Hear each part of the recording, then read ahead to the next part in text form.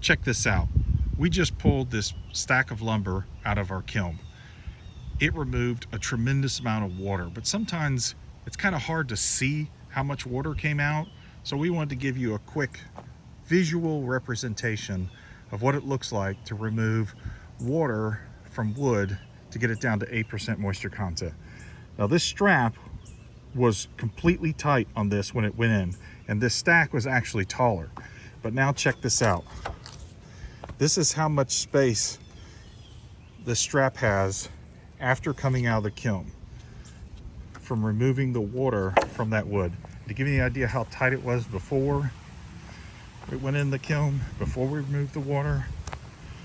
This is a stack that we've now unstacked and stickered, and we actually reuse those bands so for delivering this wood to the customers. But check this out. That's how tight it was going in.